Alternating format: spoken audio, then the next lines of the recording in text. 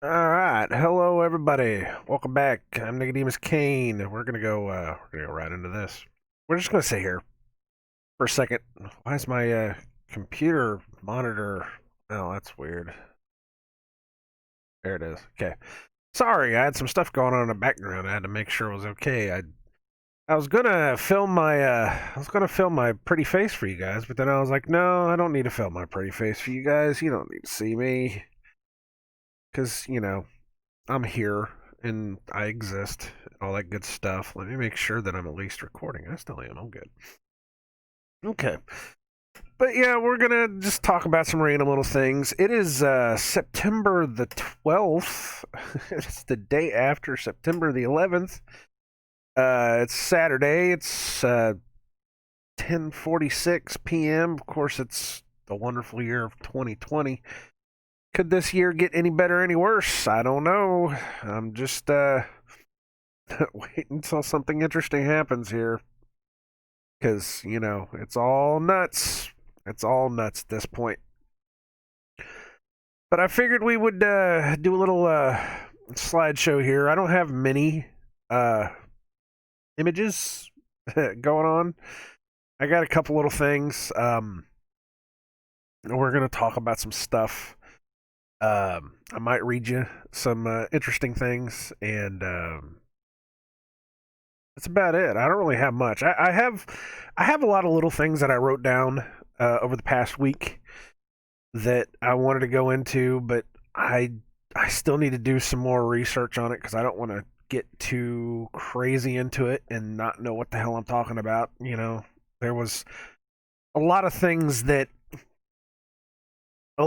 popped up, especially in my Twitter feed, and I was like, "Oh, we need to go talk about that. We need to talk about this. We need to talk about that." But when I went looking for the information to be able to prove if it's true or false, I couldn't find it. So if I can't find it, I don't want to, I don't want to get too far into it. I don't want to be the guy that's constantly feeding you guys some bad stuff, even though I know I have. I know somewhere along the line in some of my videos, I know I've just spouted some complete nonsense. And if I do, I am more than happy to walk it back and say that I was wrong because I'm that kind of guy. This whole process of growing and learning and expanding is about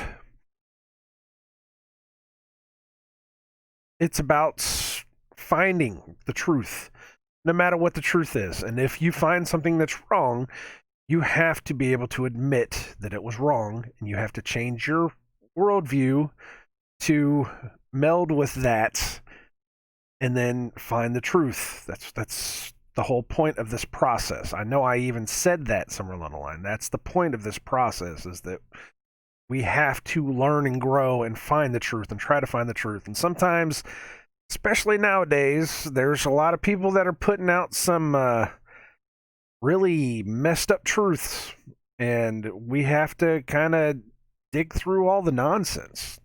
There's just a lot of garbage out there right now. There really, truly is. And I will admit, I have been susceptible, just like everybody else, to a lot of the garbage, and I'm trying to figure it out, guys. I'm trying to figure it out, just like everybody else. We're trying to find it. All we have is what we are presented with, and unfortunately, 90% of everything we are presented with is just pure and total garbage that somebody made up somewhere along the lines in order for us to go along with the story. So we're just trying to figure it out. I'm just trying to figure it out. You guys are just trying to figure it out. So that's that. I've been wanting to get that off my chest for a while. Just say, look, I'm not perfect. I'm nowhere near perfect. I definitely do not have all the answers. I really, truly don't have all the answers. I keep checking this, but I should know that it's there and it's working and it's good, so I need to stop. Um, so anyways, this was just something that I saw, and I was like, yeah, that's what I need to say, man. Yo, wake up. It's time. I mean, I can't. How many more videos do you want me to go through where I say, look, if you don't wake up now, you're going to die in your sleep? Or how many more videos do I have to say, hey, look, they're lying to us and this is really coming down on their heads now? How many more times do I have to say this before you understand that, it's getting big time, man. You hear about some of the stuff going on in Australia. They are just straight up just pulling people off the streets. I hear they're doing this in America too, but not a lot of people are talking about it. They're talking about these extremely insane, strict new rules in the UK right now. That I hear this was this rule of six. Of course, it's a rule of 666 is what it is. If you choose not to step up now and fight it, and I'm not just talking about peaceful protests anymore. We are well past that point. Peaceful protests are not where it's at because we are not scaring them. We're really not. We're the people that are running the show. People at the top, they're not scared of this. They will just laugh at you. They will laugh at you, and then they will send their group of Antifa and whoever else teenagers in to screw up your little protest party. You know, I feel like Forrest Gump there. I sorry I ruined your Black Panther party. That's what it is. They send out their goons with their prepackaged stacks of bricks on the side of the road, and nothing ever gets done. So we and I think that's part of the reason why we're seeing all those protests in America. Because in America we protest, man, and everybody else, every other country in the world tends to follow us. If we're bitching about something, the world's going to see it, and the world's going to want to bitch about that thing. I mean, just look at what's happened over the past 4 months, 5 months. Um, and if enough people, got off their ass and went and protested the lockdowns or went and protested the masks and stuff in America, people would see that. People would say, "Oh, look, the people that actually have freedom are talking about this stuff. Maybe we should go do this too." But I think that all of these BLM riots and all this other kind of stuff, I think it's a controlled opposition. It's to make all the other Americans in the world scared to go run and hide in their houses and say, well, I don't want to go out there and get hurt or get arrested because all of these turn into this and turn into that. And of course, the media has been lying. The mainstream media has been lying about it. I cannot believe that I can read mainstream media articles that say, oh, peaceful protests are going here, going there, and it's like I look at Twitter and there's just the whole city's burning down. It's like peaceful. What now? You did what? So it's this whole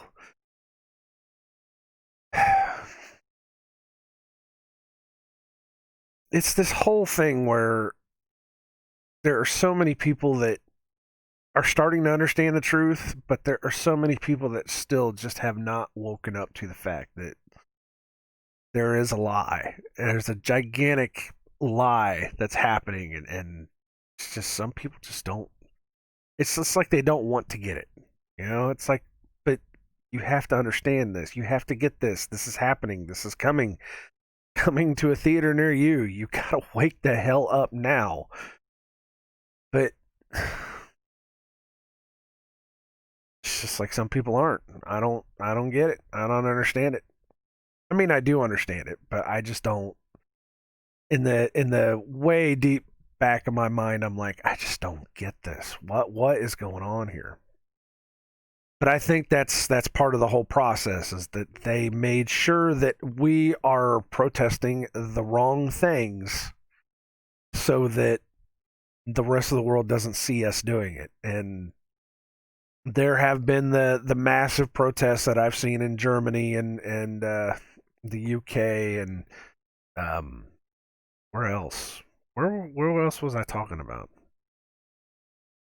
I know there were some in Australia before Australia became a police state. Sorry, guys. Italy, I think, was one of them. Was it? Is it France or Italy? I don't remember which one it was, but there was somebody else that was having a big one too. I think there was one in Spain as well, and they're out there, but nobody's talking about it. Of course, nobody over here is hearing it. And I know I think I might have said either here or somewhere else that um oh yeah, I did. We were talking about the Black Panther guy that he had died, and that's all we could talk about over here. And somebody said, well, aren't these places mainstream enough for you? Or somebody told me, well, they're talking about these protests, but aren't these mainstream sources enough for you? And I said, yeah, but my mom's not hearing this on 6 o'clock news. My mom living in Indiana is not hearing this on the 6 o'clock news that there's giant protests against the masks and the lockdowns and stuff in Germany. She's not going to hear that. She might see it in a paper. They put it in the papers, but it's usually like fourth page. We're not going to talk about it on the front page kind of thing where you might glance over it as you're heading for the coupons. One of those deals. Or better yet, they will put it in the quote unquote world section. The world section sometimes comes on like page 5. It might not even come in there. I've actually our paper that we used to have a completely separate. The first part of the paper would be like all the main stuff, the stuff that was happening, the biggest headline in the world, and then it would be like all the local stuff and all the other crap, and then you'd have like the sports section, you'd have like the business section, the money section, and then you would have like the world section. It would be like the fourth paper in, and it would be real thin and tiny, and usually on the back of that would be sports, or it would have sports on the front, and then the world would be. I don't remember exactly how it was, but it was like they melded the two, and you just kind of glanced over it as you were looking for other things, and it was like, are you trying to make it to where we're not going to look at this stuff? Of course, most of those, man, that's all it's just a headline, and about 1,000 words of filler nonsense. Anyways, they don't ever tell you the truth. They don't have to, because of the Smith-Mundt Act. Go look that stuff up. I got the wrong mouse going here. Here we go. All right. But yeah, there's things happening. And supposedly there's people waking up all the time, but it's not happening enough, and I think there's just so many people that are just so afraid to step out of their comfort zone, step out of their mask comfort zone. I talked about that in a video as well, where I said the mask, not only does it give you anonymity, it gives you comfort. It lets you stop being you and hide behind this false facade that nobody can know who you are, so you can get away with all the stupid crap you ever wanted to. That's why a lot of these people that are starting to pop up where they're just going crazy on others is because they are hidden behind the mask. They can do whatever they want without any repercussions. At least that's what they think. And it's true. I even said it's true. Whenever I used to wear a mask on stage in a band, I was a completely different person. Slipknot. They said it over and over again. You put that mask on, you're somebody else. And that's what's happening now, is that these people are wearing masks and they're losing their actual identities, and they're becoming somebody else because of that. That's a pretty good segue, actually. I might as well go that way. I was going to go one way, but we're going to go another way. So we're going to pull Google up, and we're going to type in, and I love how this just auto does why you are wearing, and it auto does it right there. Actually, that was one I looked for before, but it does it anyways, even if I get rid of this. Watch. Why are you wearing a mask, Princess Bride? I don't understand what that's all about. If you go back, It used to come up at the top, but now it's coming out at the bottom. Why you are wearing a mask, the pagan ritual of transformation. I haven't looked at all these. I looked at a couple of them, and there's a lot of videos. And the first video I saw on it was Truth Stream Media. I think they were the first ones that brought this to my attention. Was they were talking about the ritual of transformation. They didn't say pagan because as much truth as Truth Stream Media puts out there, and it's kind of hard to tell what their religious beliefs are. They try to make it as open to everybody as possible, because you can talk about a lot of different things all you want, but as soon as you bring up God or something, if somebody's not ready for that, they will just straight up drop you right there. That's why you have to plant seeds carefully. You have to know your audience. I know a lot of people don't like that. They're like, well, you have to preach this and preach that. I said, okay, well, that's fine. But if you preach it too soon and nobody's ready for it, they're just going to drop you like a, they're going to drop you like a pile of garbage. I don't know how what to put in there. But you have to be careful of that stuff. And that's what they do. They're careful with it. But they were the first ones that brought it up, and it was more of a, just a ritual transformation kind of thing. This is pagan and this is pure. This was back in April of all things. But it's just been coming around. Look at this asshole. I'm not going to get into that. There we go. Look, that is them. Characteristics of an initiation ritual. So I'm going to tell you right now. Truth Stream Media. The characteristics of an initiation ritual. So it is them. Okay, good. I passed right by this the first time I looked at this, and I didn't even see it because I'm an idiot. But yeah, go find this video. This will explain it to you a lot better than I did. And I wonder if they did this word for word. I don't know. Julian Huxley once wrote that the basic elements in cultural transmission and transformation are psychological. This is how we change. Since time immemorial, high rituals have been performed to transform reality. Of course. A ritual is a spiritual psychodrama of consciousness, a deliberate action taken to facilitate change to the whole of the environment people exist in, starting with the mental landscape of the people themselves, the place where our reality exists is first born in a dream. Hey, I'm not going to read all this. I'm going to read some of it, but not all of it.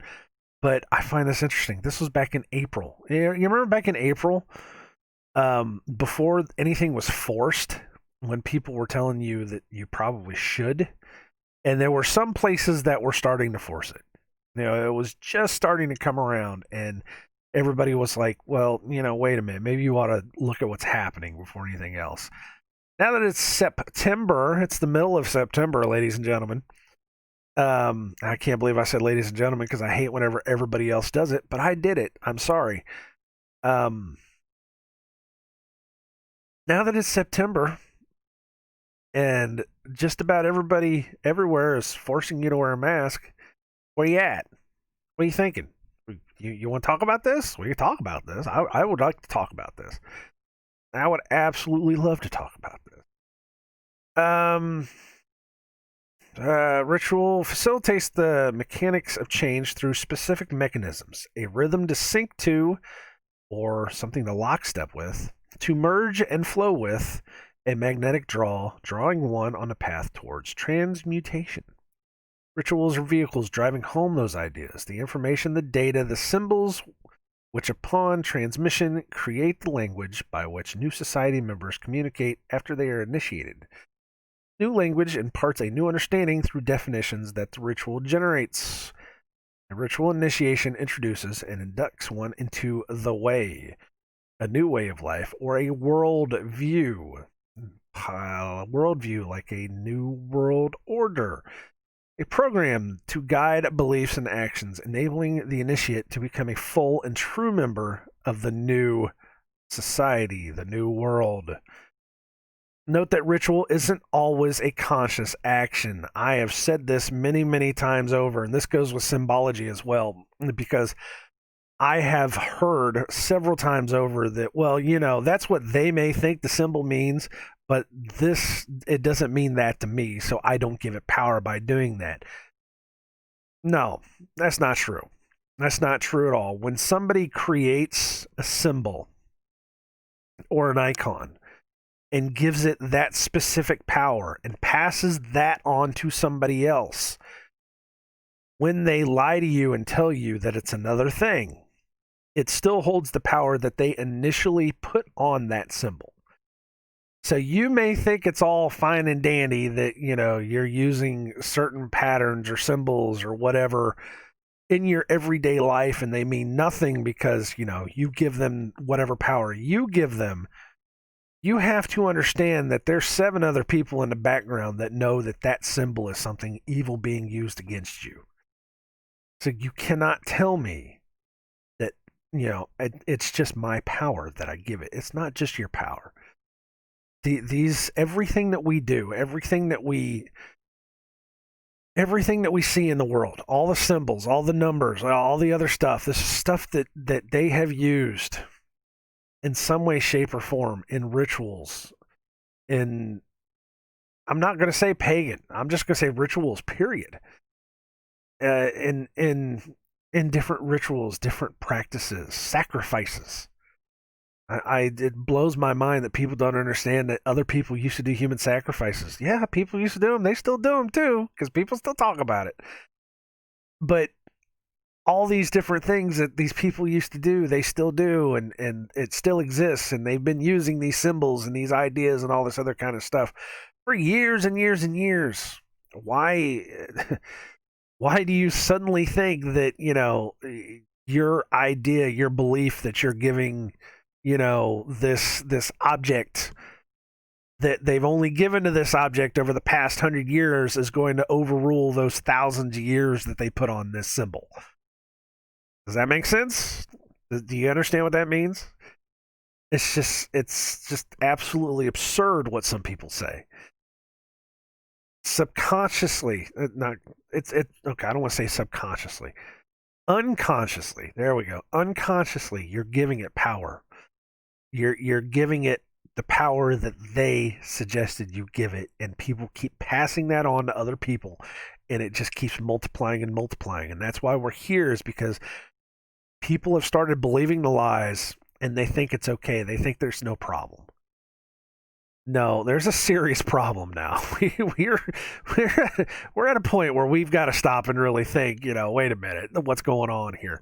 That's why I try to keep showing you the symbolism. I try to show you the repetition, and I've got some of that too. I got some things that we can talk about later. Not everyone partaking in a ritual is made explicitly aware that they are participants. See, and yet still new patterns of thought of significance are drummed in, conscious or not, of the ritual in which the initiate is partaking. Okay, the 3 stages of an initiation ritual. An initiation ritual typically involves 3 stages. Let's see if any of this sounds familiar to you. Okay. The first stage is isolation for purification. Just mull that over your head. In this stage, the initiate is separated from the mundane. Did you know that mundane literally means of the world? I did not know that. Really? Mundane? Mundane? I have to look that up.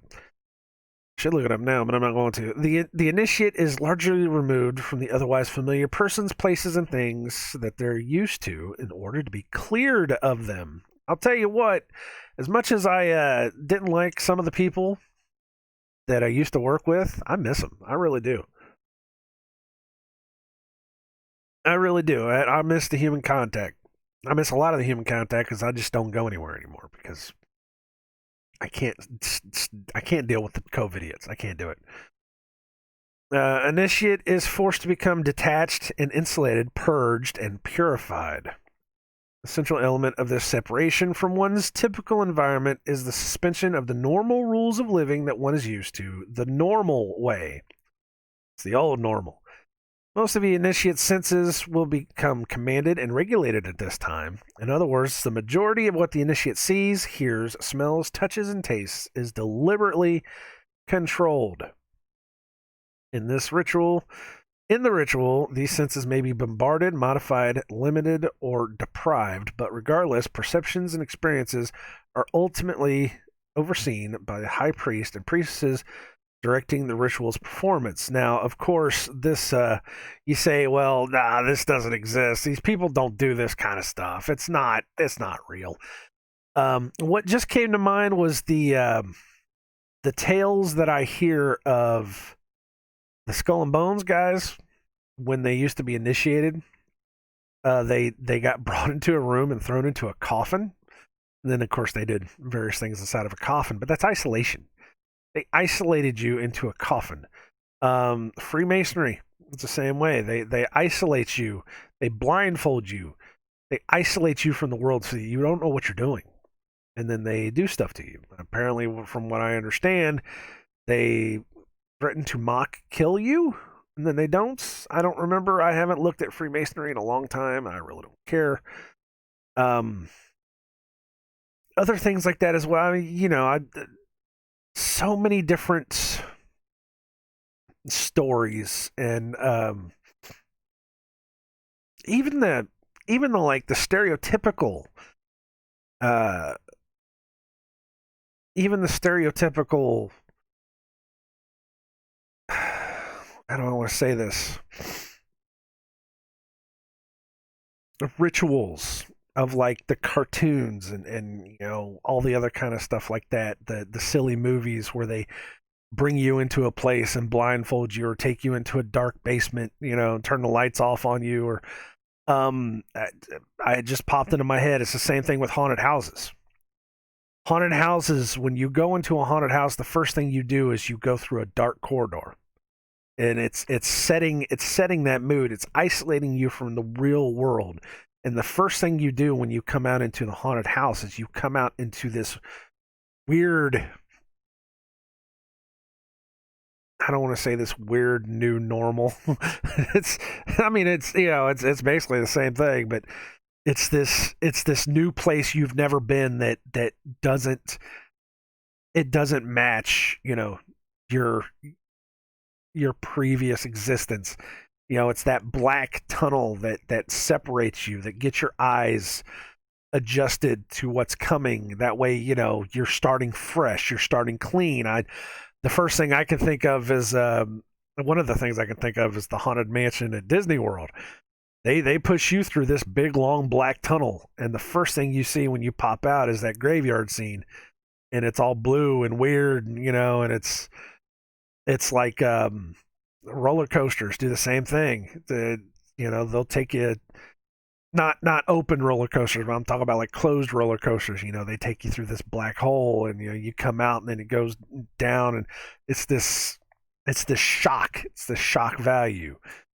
That's what it is. It's movie theaters. Movie theaters do the same thing. You sit down, and the lights go down because it adjusts you into being in a dark space, and your mind is conditioned to all where everything in your world is going to be in front of you now on a screen. So you have to be prepared for that. But that's what this is. It's that isolation. It's that locking you down into that frame of mind. It's tearing away everything that you used to be so that we can shove all this new stuff into you.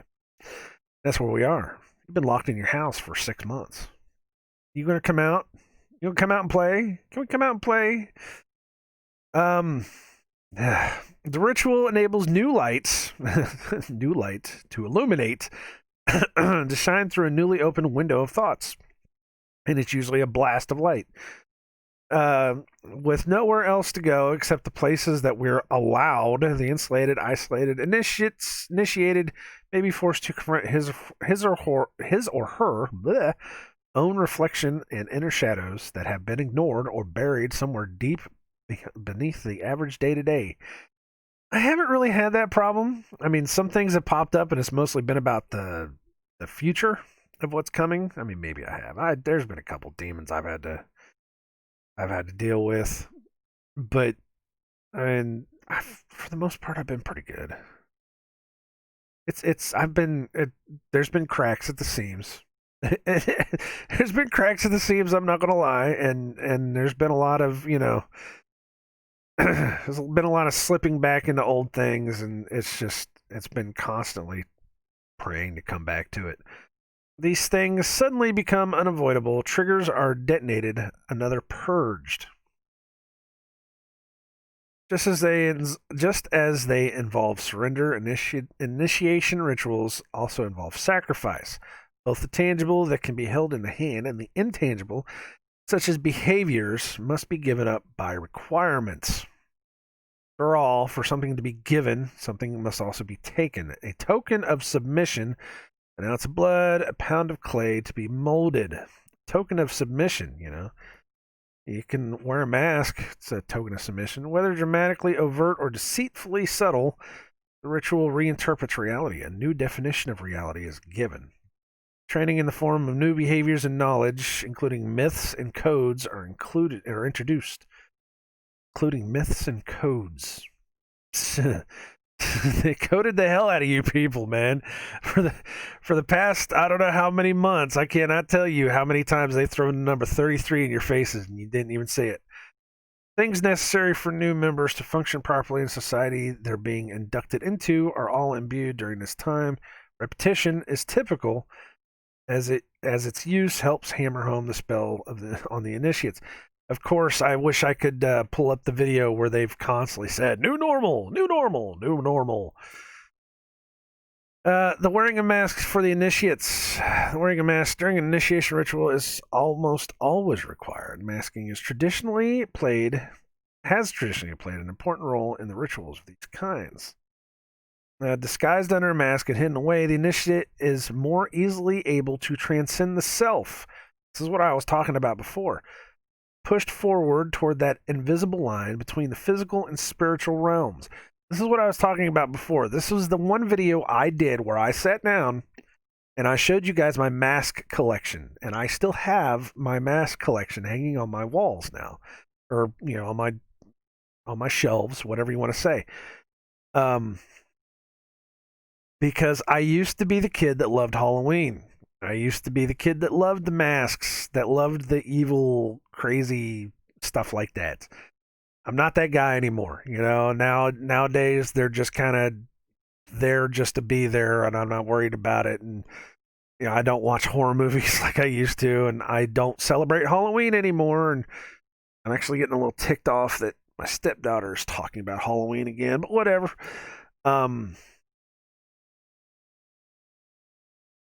But that used to be a thing I used to be into, and that's why I went through my whole mask collection. I said, this separates you from reality. And it absolutely does. It changes your mentality because nobody can see you.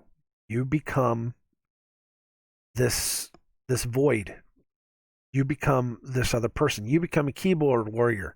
Because nobody can see my face right now on the other side of the screen. You guys know what my face looks like, but you don't know what I'm doing right now. I'm a completely different person right now because I'm talking to you without being on camera. Believe it or not, that's true. I'm talking to you differently because I'm not on camera. If I was on camera, I would be more subconscious about what I'm doing. I mean, I could be sitting here in my underwear with my finger up my nose for all you guys know. I'm not, but it's you become somebody different. That's why I always liked not putting myself on camera whenever I would do my video game commentaries, because you get to just talk and be yourself, and not have to, or you get to become somebody new, not be yourself. You get to become somebody new, somebody different. It's the separation is what it is. And that's why I said that's why I need to make a video of that, because I firsthand know what it's like for somebody to put on a mask and completely become somebody else. I've been there. I know what that's like.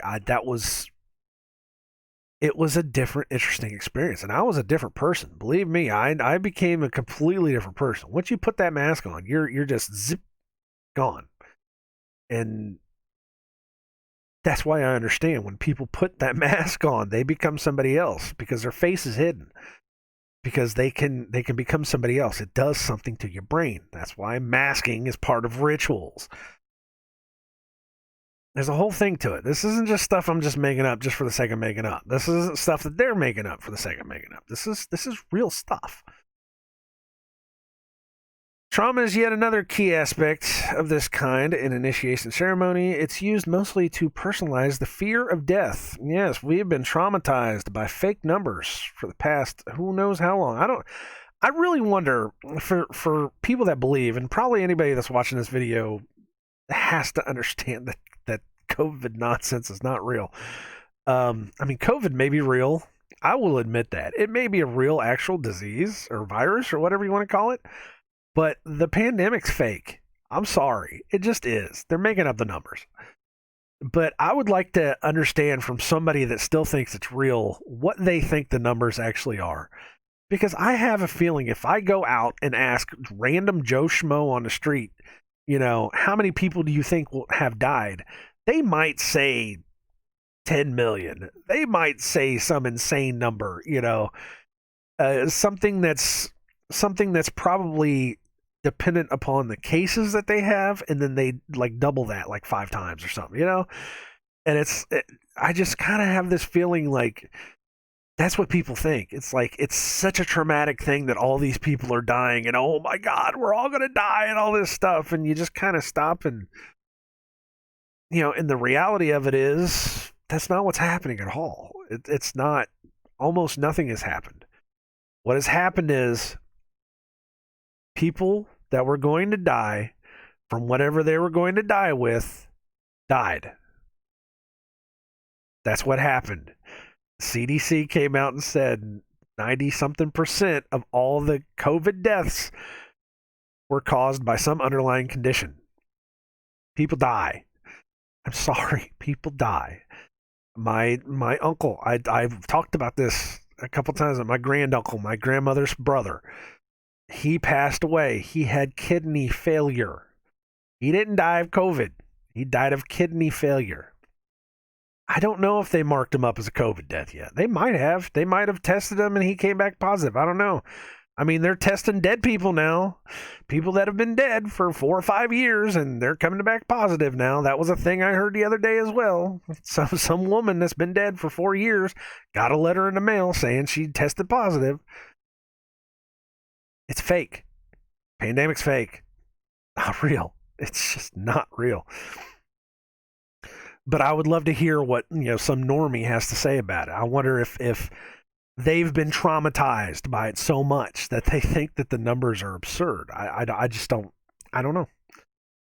Where are we at? Sometimes in a ritual, the act of dying, ceremonially role played, the dark beyond the darkness, the yawning abyss. Yeah.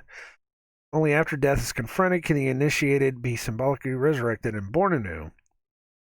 Process that is playing out is quite coordinated and sophisticated in reality. It may be executed in a purposely confusing manner so that the goalposts seem to keep moving back and forth, up and down, here, now, there, immediately after. This renders the initiate unable to find a solid mental ground from which to make logical sense of anything. This disorientation is key in the transformational ritual. Well, you want to talk about moving the goalpost and giving you false information? You could talk about how many times they told you, well, we're just going to lock you down for 2 weeks. Oh, we're just going to lock you down to the end of the month. Don't worry, we're just going to lock you down until the end of next month. Now it's like, I don't even know. I don't even know when they're supposed to open anything back up anymore. No one has told us when they're going to open up anything anymore. Some people are saying at the end of September. I'm like, wait a minute. The last I was told was the end of July. What's happening here? So it's become absurd is what it's become. That's what I call moving the goalposts. The uncertain timing generates a general anxiety. Yes, it does. Further removing the initiate from reality while leaving him or her more susceptible to a type of Pavlovian conditioning. Yes, it has. Not to mention the fact that whenever you put all these race riots on top of it, you keep people freaking out about, not only could there be a riot forming or a protest forming down the street that could come into your neighborhood burn your house down. Not only that, but they keep giving you images of people getting arrested for not wearing a mask, or people getting arrested for just being outside. It's traumatizing, man. It really truly is. I already said in a video a couple weeks back that I am so tired of watching truth videos where all I hear are people screaming and crying. And that gets traumatizing after a while. That really does. That hurts. It hurts your soul after a while. That's why I had to walk away, because you can't sit there and hear somebody say, no, stop, please stop, what are you doing, stop, without it having do something to your mind. It's heartbreaking, and it's mind-breaking. It's mind-taking. Sorry, I was a little Harvey Birdman. This weakens the defenses just as a virus would. Only this has the potential to break down the individual much more completely than a virus. Whatever the finer details, the previous way of life is shed like an old skin at the end of the ritual, an end that comes before the new beginning. The change begins. Transition. This is the second phase. The transition. As the old self symbolically dies and passes away, the initiate descends into a state of liminality, a sort of fever dream, purgatory nowhere land, the void in the middle. We are here. Thus the old self dies as the initiate is purged. The initiate is now a white room, a blank canvas, washed, primed, and desperate for paint, a tabula rasa, which is how a lot of people are becoming. We are desperate for anything besides this now. At the same time, his old existence and way of life dies, the initiate transcending it is gradually being processed, reprogrammed, and incorporated into his new environment, reformed or constituted and rebirthed into the New World Order, a new world, that awaits at the end of the tunnel. Light at the end of the tunnel is just a freight train coming your way. We may not be completely into the transitional phase. We're getting close. Some people are getting close. The biggest problem about this whole lockdown nonsense was that so many people went along with it so quickly, and all you could do is sit back and say, no, and stop. You can't give into this that fast. I mean, because some people just gave into it. They're just like, oh, take me now. Like, dude, what the hell, man? It was absurd to see people were wearing masks before anybody ever thought about wearing a mask. Okay, where are we at? The integration. At some point in the future, we will see the final phase of the transformation ritual, integration. Of course, integration will be to bring everybody back out into reality. You can take off your mask as long as you get a shot. While you're getting a shot, why don't you go ahead and get this get this chip put in your hand. Have this quantum dot tattoo, which just happens to have a chemical inside of it that we like to call luciferase, which is literally the word luciferase, that will help us determine whether you got your shots or not. And then while you're there, you can go ahead and sign up for our cashless society, where you will have no freedoms whatsoever ever again, because everything you do from this point on will be tracked and monitored, because we just need you to do it. We figured that everything's kind of falling apart to this point. We might as well just go ahead and restart the world. It'll be like a great reset. We'll just like reset everything, and you won't have to worry about it. And then while you're at it, because we're resetting everything, let's just go ahead and change the forms of government while we're at it. You don't have to worry about voting for anybody anymore. We're just going to tell you who's going to be in charge. And you just give away a little bit of your freedoms to us, and we'll make sure you're safe. We'll make sure you won't have to worry about this scary old COVID ever again.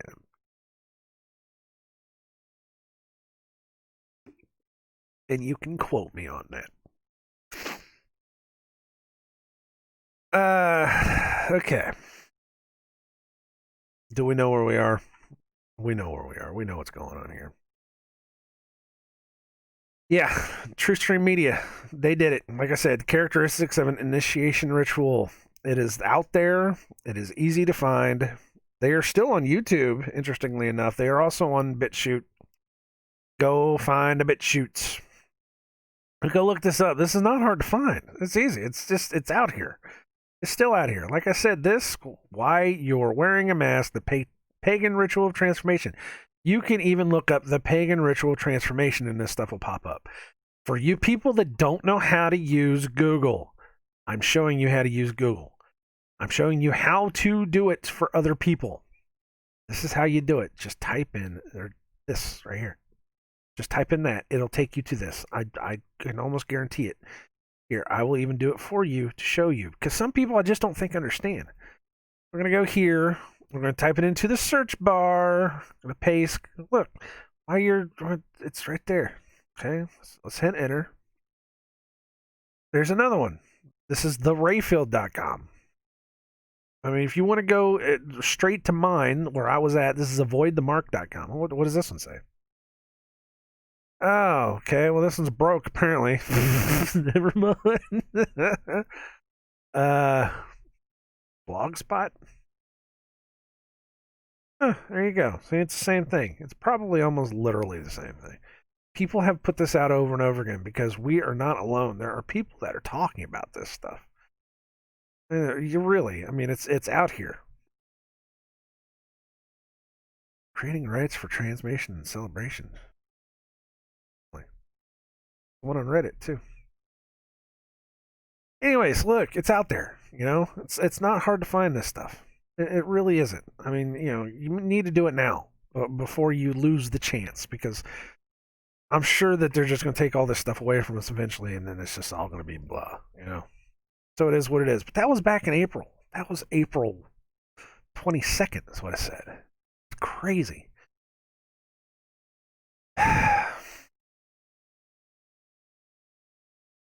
I wanted to get that out because that was brought back up to my attention by oh God, Never Lose Truth. She's on YouTube too. Some of the things she says I don't really agree with, but she tends to put them all together in some kind of order. She does a lot of sighing and, you know, a lot of the stuff that I might have used to do where it was like, you know, this is going to be this and this is going to be bad and this is going to be that and all that stuff. And, you know, I've kind of moved past that where, you know, I'm like, this isn't going to be bad if we don't stop it. But she tends to find a lot of stuff that I don't find. She found out and I was like, it's been a hot minute since I remember hearing that. You know, it's April. So I figured I'd bring it back up to you guys. Show you that. Pass it around some more. What do we got going on? What else I got going on here?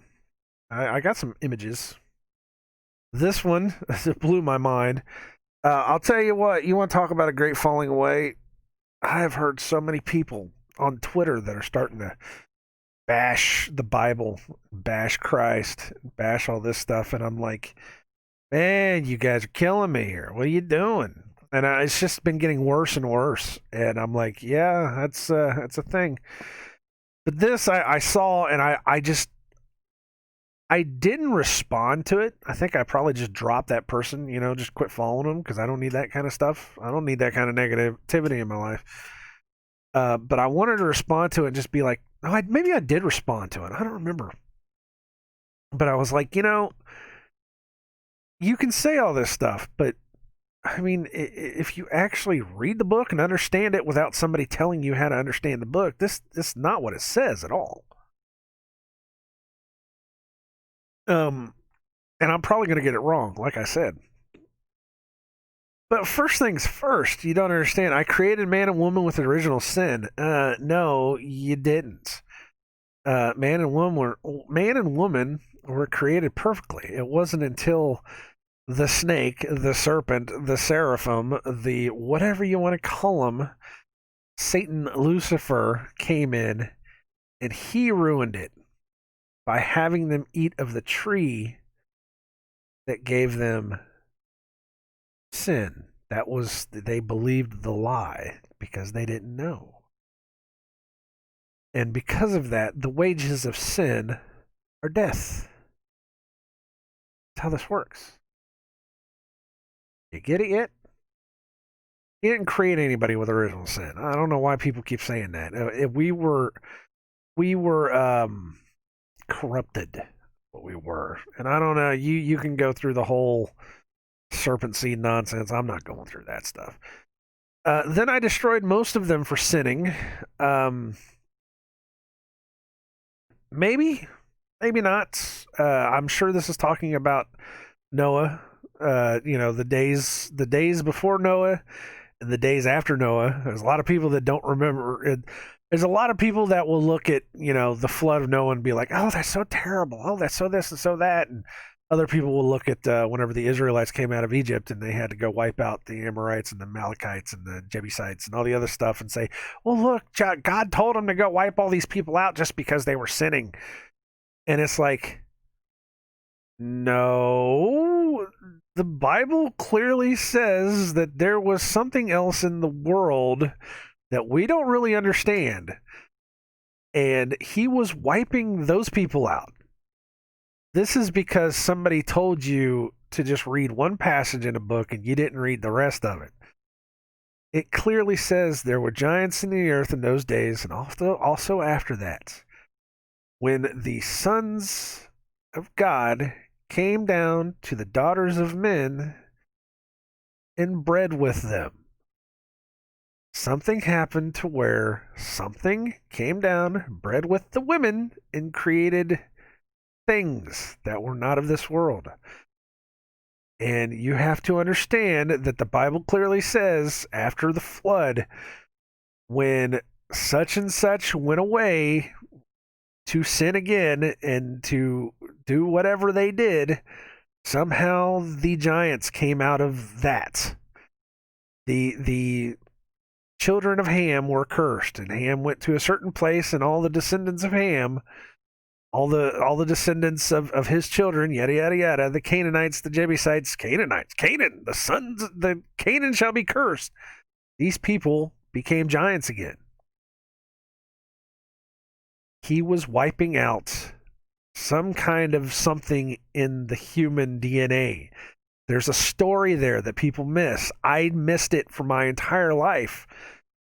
I mean, I never really knew that, oh, hey, he sent all these people out to go kill other people. I never knew that because I never read the book.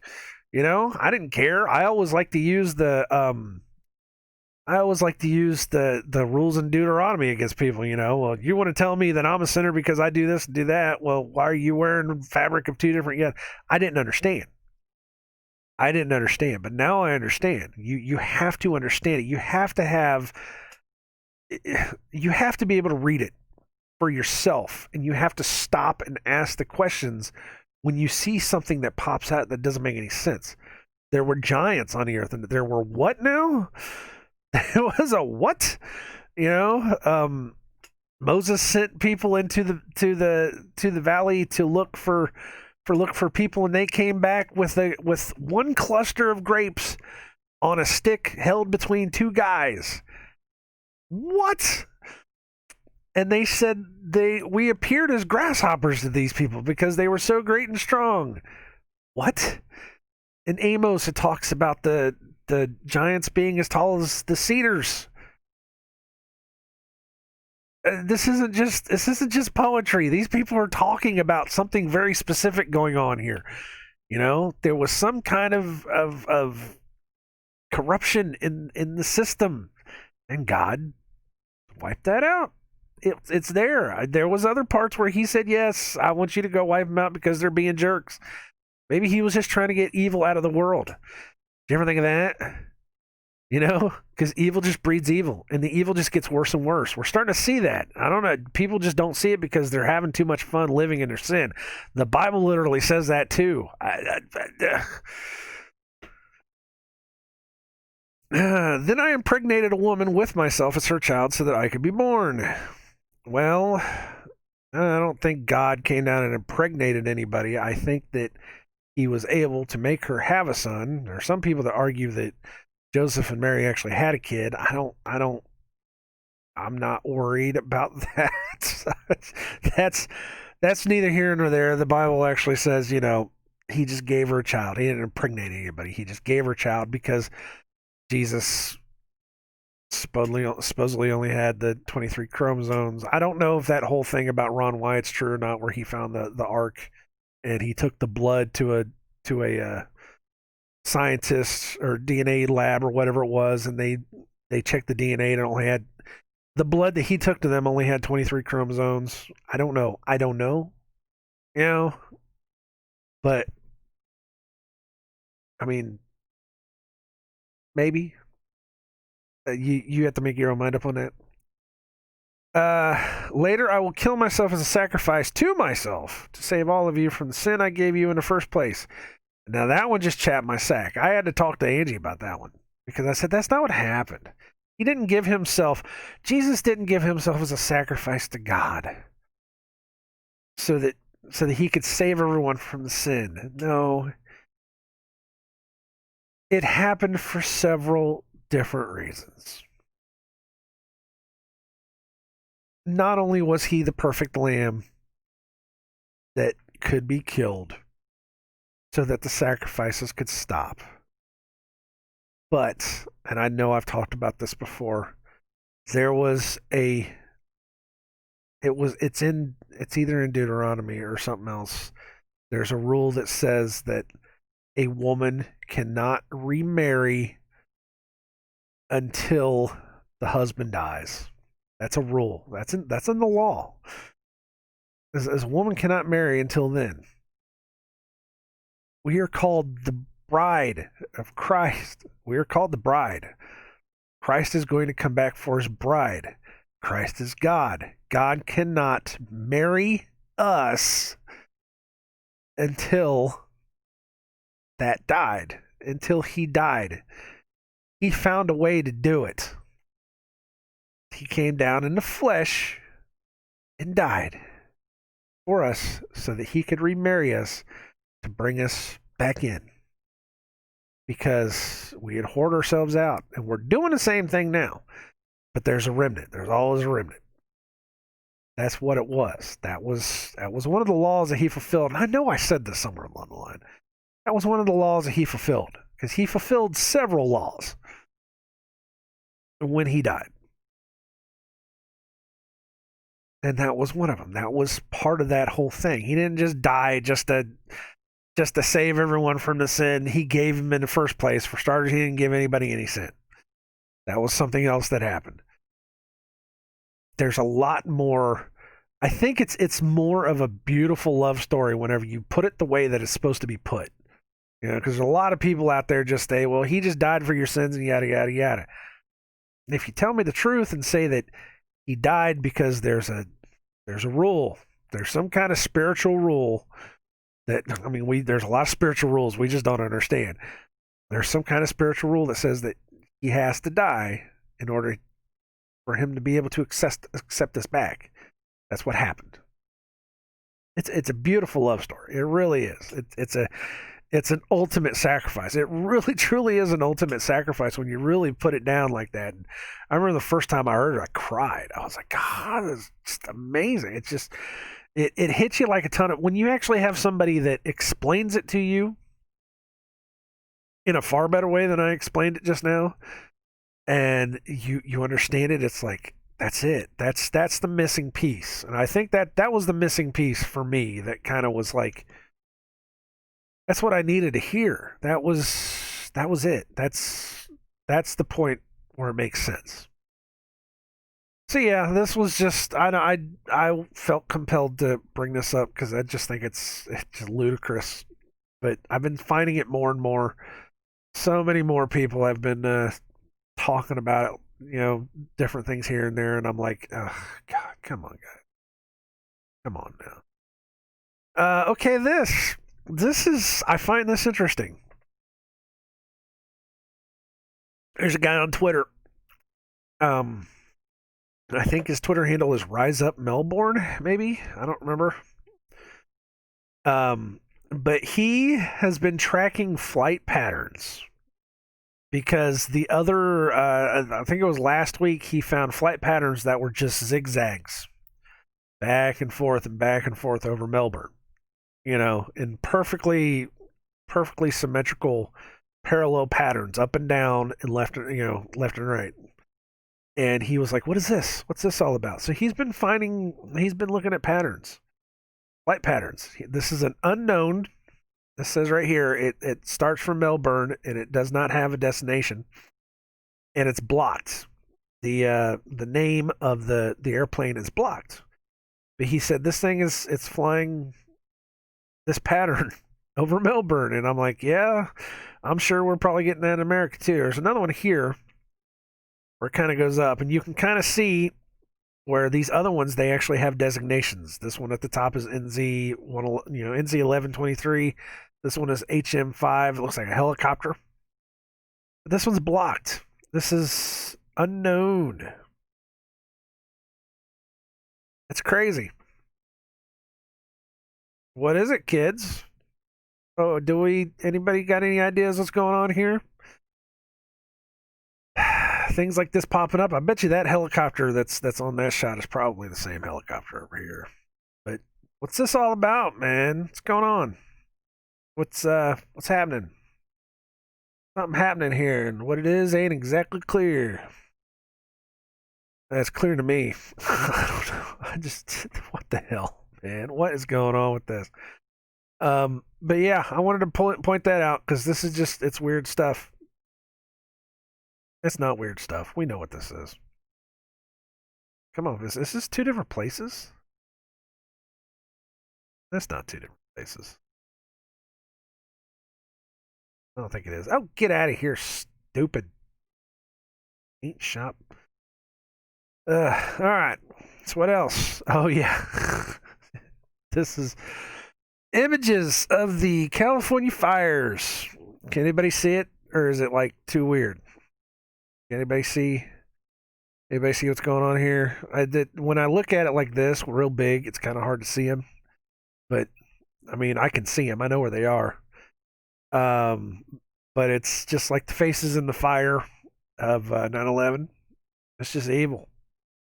And I even made a quote today. It was from a Monster Magnet song. What was it? Those who sleep with Lucifer cry, cry, cry when they don't greet the day with God. Where's it at? I have it. Gotta find it. I know, guys. Give me 1 second. Yeah, some people go to bed with Lucifer and then they cry, cry, cry when they don't greet the day with God. And it was almost immediately after that one, because these were posted on Twitter. It was almost immediately after this that somebody had said something about, California normalizes pedophilia, and then this. And if you can't see it at the top, you got two horns and you got a face. This is a face. There's a nose and eyes, a mouth. That's a face. You could say that it's not, and that's okay if you don't want to. There's a second face over here on the right side too. I didn't see that. You can say it's just I can't remember the name of the word whenever you start making shapes out of normal objects. Okay, whatever. If you don't want to believe it, don't believe it. It doesn't matter. There's a couple faces here too. There's eyes and a nose and a mouth. That's a little skeleton action going on. There's a face right here. That's a woman's face right there. There's a man's face right there. There's nose and a mouth and eyes. Wow. That's evil, kids. That's evil, pure and simple. There's another one. Eyes. This is some pure evil. Mouth, nose. You got horns. Stereotypical demon goodness, but the whole thing. Looks like there's another tiny one right here. The whole thing just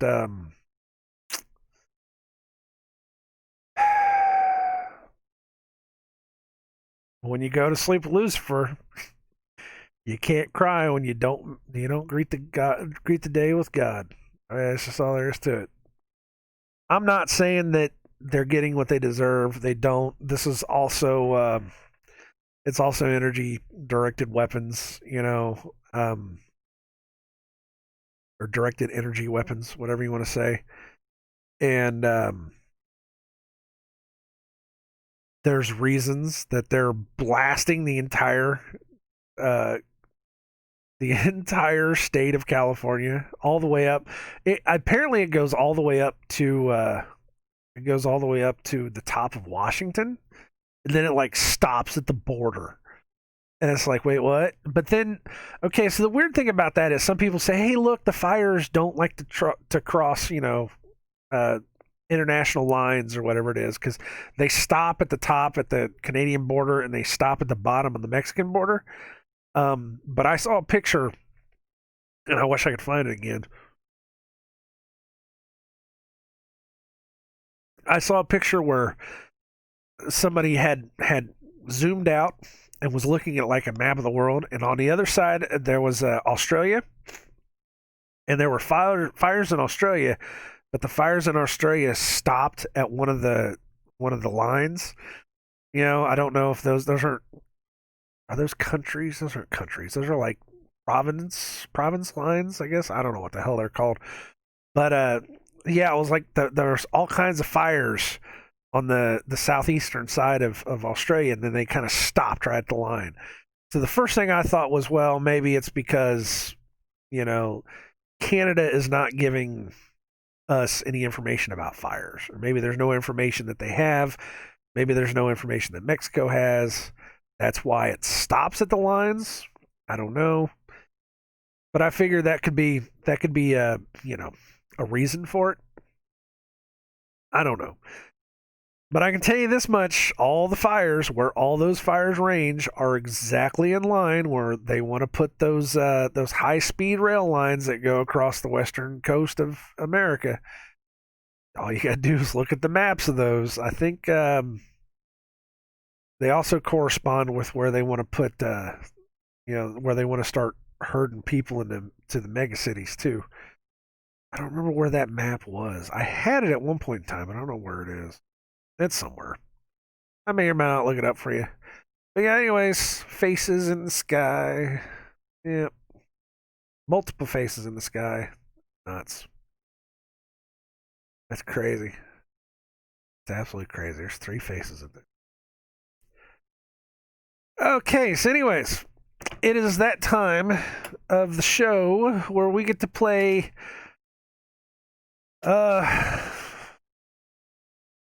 isn't that strange? No, no, it was there's something you don't see every day. That was the name of it. There's something you don't see every day. Where I find different places out in the world of just stuff that just doesn't look right to me. It looks weird. I don't know why. Just don't see that every day. So this comic book, this is X-Men: God Loves, Man Kills.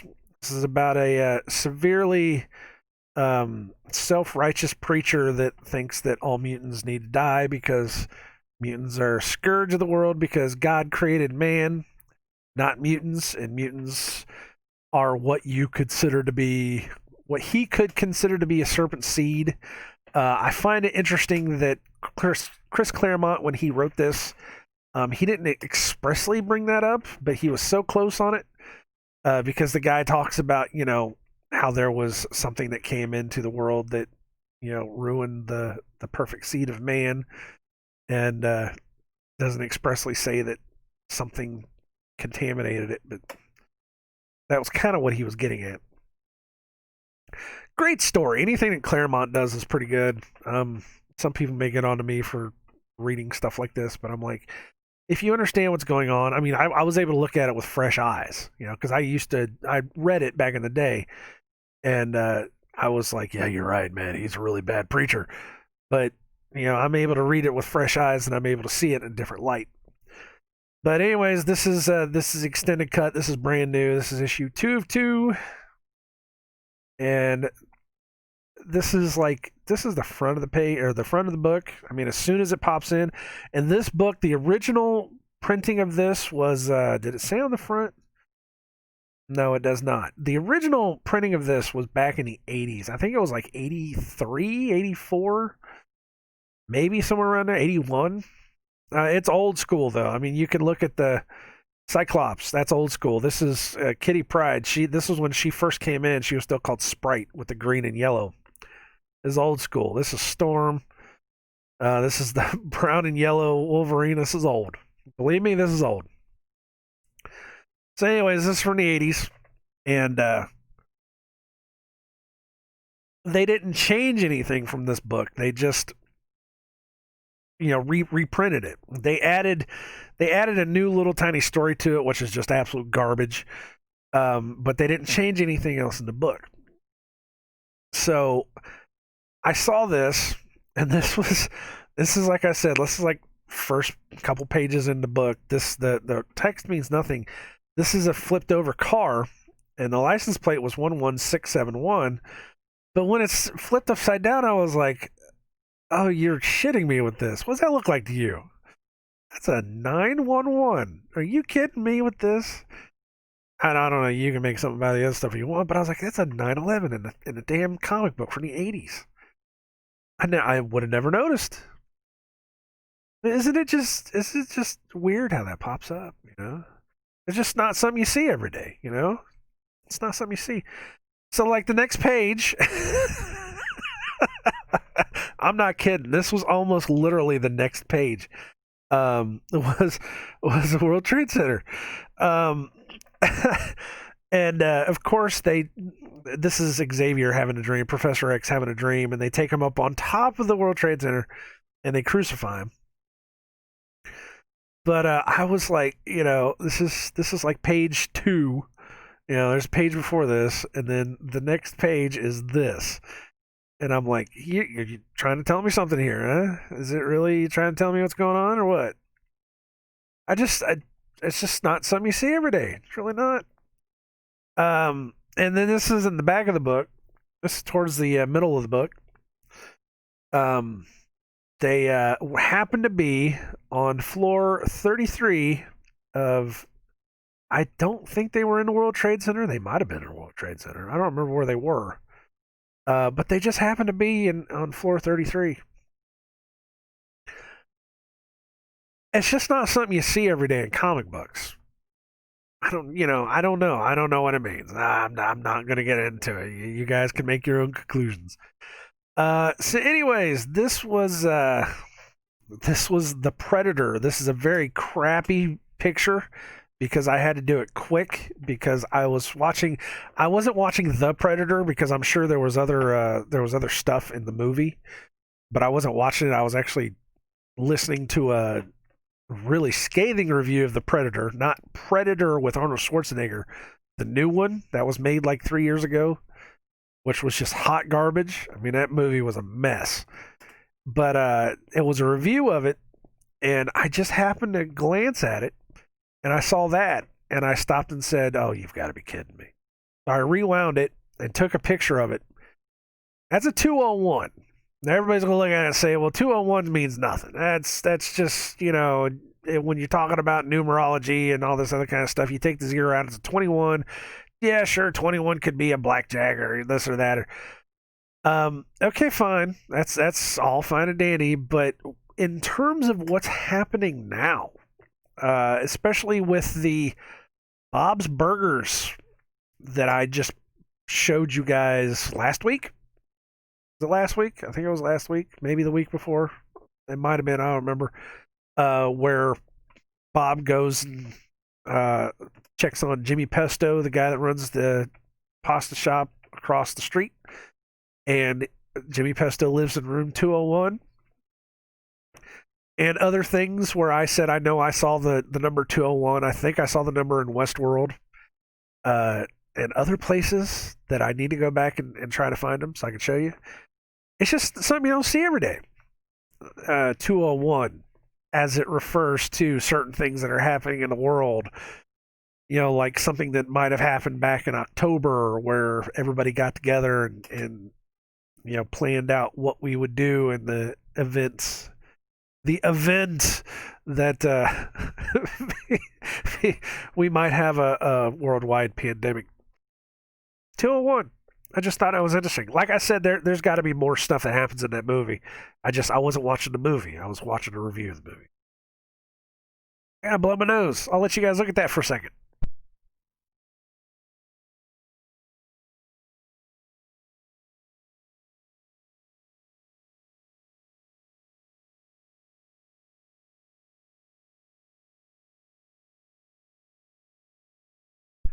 So this was Close Encounters of the Third Kind. We watched this the other night. We watched actually it was last week. It was last Friday or Saturday. I think it was Friday. We were just sitting around and I was going through Amazon Prime and I was like, "Oh, look, Close Encounters of the Third Kind." It's been a while. Let's go watch a movie about aliens that come to Earth and tell a bunch of scientists to go to a giant tree stump so that they can make contact with them. Um, of all the places in the world, they go to the Devil's Tower. Um, but look, there's a 33 on the side of a plane. That's just not something you see every day. So this was at the beginning of the movie where they go and find the five. I don't remember if they were World War II planes. They started. It was five of them. They started. It was supposed to be a routine flight, training flight that started in Florida, and they took off. They were supposed to go out over uh, the Atlantic Ocean, not the Pacific, the Atlantic Ocean, and then just loop around and come back in. But they went through the Bermuda Triangle, and something happened, and they wound up. They found the planes. They said that it was about 10 years ago. They said they found the planes at the bottom of the Gulf of Mexico, and there were five of them, and they were like, "Yep, these are it." But of course, Close Encounters said that aliens took them, and they dropped them off in the middle of the desert, and these planes they were pristine and perfect, nothing wrong with them. And they came to them, and only two of these planes that I saw had numbers on the side of them.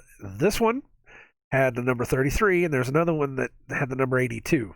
I don't know what that, or maybe it was 86. I don't know what the hell it was. But I saw that and I was like, well, there's something you don't see every day. The number 33 inside of a movie. That's just something you don't see every day. There was something else in that movie. It was like a 239, and it was on a license plate, but I can't find it. I went looking and looking and looking. I couldn't find it. I think it was I think it was a 329 is what it was. But I could not find it. The only other one I saw that was it was one of the cars that Richard Dreyfuss was driving said 369, and of course 369 is the the big Tesla numbers. The meaning of the universe, whatever the hell it is. But I don't really point those out. I'm always pointing out the 329s, but it was in there. I just couldn't find it. I couldn't remember where it was. We watched War Games too, and War Games had a couple different things, but they weren't nearly as big. Was this it? Seriously? I guess that was it. I thought I had more. Oh well. I thought I had more, man. But there you go. That's about all I got, man. For now. I mean, we went through a lot. That was a fair amount of stuff. What was it actually? Yeah, an hour and 15. That's about, or hour 18. That's about right. Should I stop it at an hour and 19 just to be that guy? No, I'm not going to be that guy. Um, so we're at the point. Man, I'm hungry now too. That bread looks good. I'm gonna go eat some breadsticks. We had pizza last night. We had the baby last night, and she was so good. She was so good for us. It was too cool. I love having that kid. Um, what was I saying? I completely spaced what I was saying. Well, I can tell you what I can say. It's time to wake up. It's not time to just wake yourself up. because anybody that's watching this is probably already half awake to understand what the hell's going on. It's time now to wake up your family. And if they don't want to be woke up, then I'm sorry, they're not going to wake up. That's just all there is to it at this point. You have to start talking to them and explaining to them, this is this is that. Find the videos where everybody is saying we are counting anybody that dies with the COVID as somebody that dies from the COVID. There's plenty of those out there now. There's actually new ones. I've actually been downloading new ones. They're out there. Go show them that. Go show them the CDC numbers where they said that 94% of all the 100,000 was 170, 180,000 people that died in America of COVID. 94% of those are people that had existing comorbidities and they were all over 80 years old or something like that, or 60 years old, whatever it was. And they said that it's only been like 9,000 people that have actually died from this thing called the COVID-19. And then immediately, all the mainstream news articles and all the, the fact checkers started saying, oh no, it's not real. You can't do that. If any one person dies from COVID, it's too many people that die from COVID. Where were you at whenever we were talking about hunger and starvation and homelessness? Where were you at when we were talking about abortion? Where are you at whenever tuberculosis kills 1 million people a year?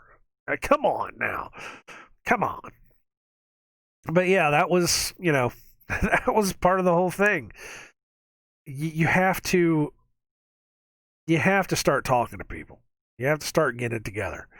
And I don't completely and totally 100% advocate violence, but I'm telling you right now, the protests aren't working anymore. There are people that are officially going out and suing governments, which is nice. That's a good start. But the fact that they push back against us so much, especially here in America. I mean, in other countries, their diplomatic process isn't beautiful. They've let themselves become ruled over.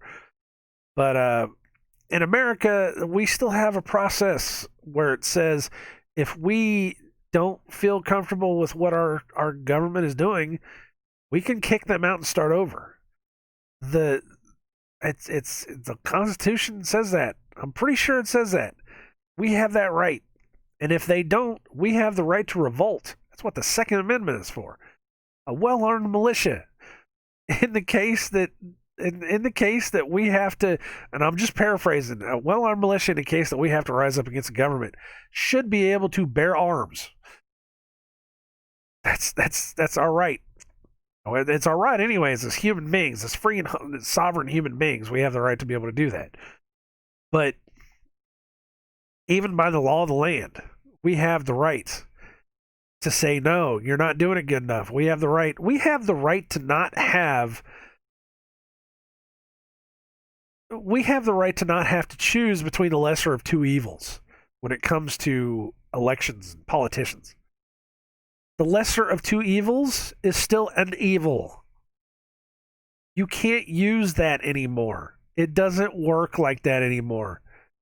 Because now we're finding out that evil truly is evil.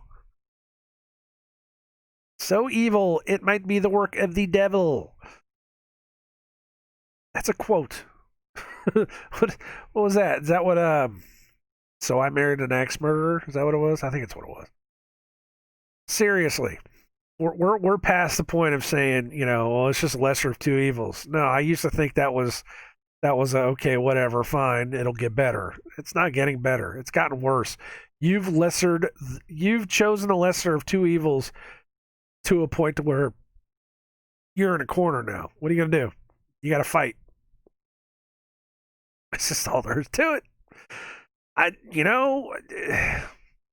And you can't take it for yourself. You can't just take that information for yourself. You have to go find other people. And if your family's not going to listen to you, I'm sorry. Your family's not going to listen to you. This is Jesus said he didn't come here to bring people together. He came to separate people. He will turn the father against the son. He will turn the mother against the daughter. He will turn brother against brother. Because that's what's going to happen. Because if you choose this path, you have to know you're choosing this path. Oh, for fuck's sake. Is it seriously? Is that what it is? It's what it is. Ugh. Sorry, I'm looking at something. I just realized that the number, the CD number on my Rolling Stones. This is hot. What is it? Hot Rocks 1964 to 1971. It's a best of Rolling Stones that I have in my CD collection. Look at me right in the face. The call number for the CD is 66672. Fuck's sakes. There's something you don't see every day. Oh God. I'm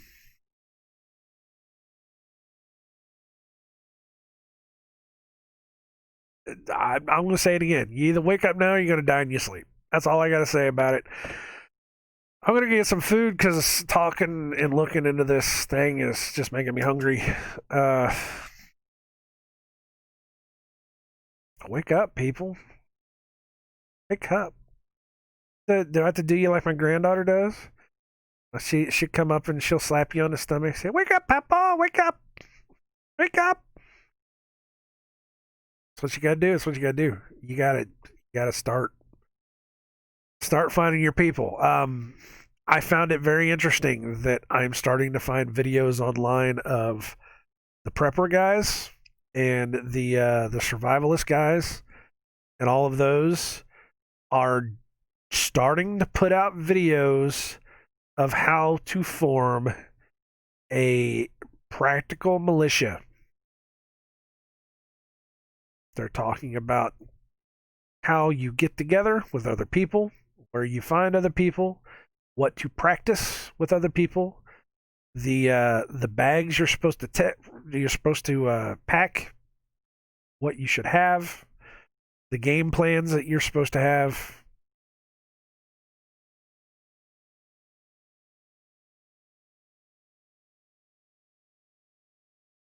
It's time.